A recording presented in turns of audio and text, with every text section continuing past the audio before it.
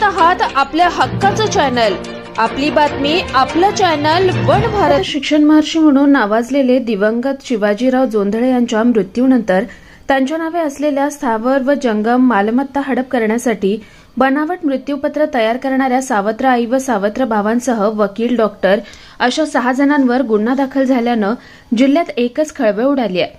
खळबळजनक बाब म्हणजे तक्रारदार महिलेसह तिच्या कुटुंबाची संपत्ती हडप करण्यासाठी हत्या केली जाणार असल्याचा दावा करत मुख्यमंत्री व दोन्ही उपमुख्यमंत्र्यांकडे कुटुंबाच्या सुरक्षासह न्यायाची मागणी शहापूर तालुक्यातील आसनगाव येथे दिवंगत शिवाजीराव जोंधळे यांची मुलगी वर्षा प्रीतम देशमुख यांनी घेतलेल्या पत्रकार परिषदेत केली आहे। आपल्या माहितीनुसार दिवंगत शिवाजीराव जोंधळे यांची मुलगी वर्षा प्रीतम देशमुख वर्षा शिवाजीराव जोंधळे या आसनगाव येथील विघ्नहर्ता ट्रस्टच्या अध्यक्ष असून त्यांच्या माध्यमातून आसनगाव येथील महाविद्यालयात हजारो विद्यार्थी शिक्षण घेत आहेत। तक्रारदार वर्षा शिवाजीराव जोंधळे यांच्या दुसऱ्या पत्नीची मुलगी असल्याचं सांगत त्या कायदेशीर वारस असल्याचं मुंबई सिटी सिव्हिल कोर्टने सिद्ध केलं असतानाच वर्षा यांच्या माहितीनुसार शिवाजीराव जोंधळे यांचे 19 एप्रिल 2024 रोजी निधन झालंय। त्यांच्या निधनानंतर त्यांच्या पहिल्या पत्नी, त्यांची 2 मुले त्यांनी त्यांच्या स्थावर व जंगम मालमत्ता ताब्यात घेण्यासाठी जबरदस्ती करत कट कारस्थान रचण्यास सुरुवात केली। विशेष म्हणजे दिवंगत शिवाजीराव यांच्या नावे असलेल्या अनेक शेतजमिनी नावावर करण्यासाठी एका मृत्यूपत्राच्या आधारे वारस लावण्याचे प्रयत्न सुरू केले। मात्र वर्षा यांनी असं कुठलंही मृत्यूपत्र वडिलांनी तयार करून ठेवल्याचं त्यांना सांगितलं नसल्यानं त्यांना हे मृत्यूपत्र बनावट असल्याचा संशय आला। मृत्यूपत्र बनावट असल्याची खात्री झाल्यावर त्यांनी 13 मार्च 2024 ला हे नोंदणीकृत मृत्यूपत्र नोटरी केल्याचं लक्षात आलं। मात्र त्यावर असलेली सही ही बनावट असल्याचं देखील वर्षा यांच्या लक्षात आलं। तसेच वडिलांचा 13 मार्चचा मोबाईल लोकेशनचा डेटा मागवला असता शिवाजीराव जोंधळे हे 13 मार्च रोजी मुंबई कोर्ट परिसरात गेले असल्याचं निदर्शनास आलं नाही। यानंतर सर्व प्रकार आझाद मैदान पोलीस ठाण्याच्या हद्दीत घडल्यानं वर्षा देशमुख यांनी 31 ऑक्टोबर रोजी आझाद मैदान पोलीस ठाण्यात धाव घेऊन वडिलांचे मृत्यूपत्र बनवून त्यांची मालमत्ता हडप करण्याचा प्रयत्न सुरू केली असल्याची तक्रार पोलिसांना दिली। आझाद मैदान पोलिसांनी पुरावे आणि तांत्रिक बाबींची तपासणी करून सदरचा मृत्यूपत्र, नोटरी, वकील, फिटनेस सर्टिफिकेट देणारे डॉक्टर तसेच वर्षा यांची सावत्र आई, 2 सावत्र भाऊ आणि 2 साक्षीदार यांची चौकशी केली असता पोलिसांना देखील हे मृत्यूपत्र बनावट असल्याचं निदर्शनास आल्याची माहिती वर्षा देशमुख यांनी दिली आहे।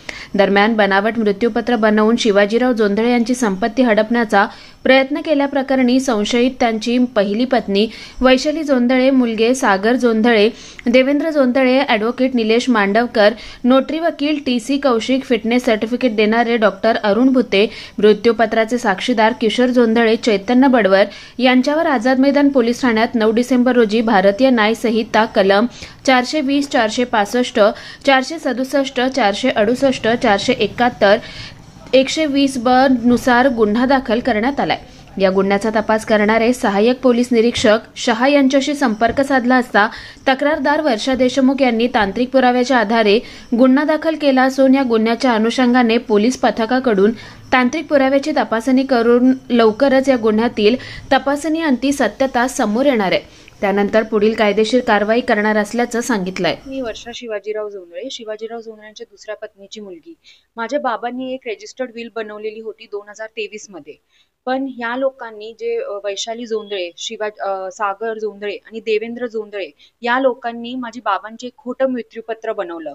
त्याचे मी खूप सारे पुरावेही इकट्ठा केले आणि त्याच्यामध्ये मी फॉरेन्सिक टेस्ट केली माझ्या बाबांच्या सह्यांची, तीही फॉज निघाली आणि मी बाबांचे लोकेशन ही फोनमधनं जेव्हा मी जिओ लोकेशन फॉरेन्सिक टेस्टसाठी पाठवले त्याच्यातही माझ्या बाबांची लोकेशन नाही कुर्ला आलेली आहे, जिथे ते डॉक्टर अरुण भुतेंकडे फिजिकल टेस्टसाठीही नव्हते गेले आणि नोटरीसाठी ते फोर्टलाही गेले नव्हते, जिथे ती विल खोटी फॉज, तिथे बाबांनी नोटरीही केली नाहीये ती विल।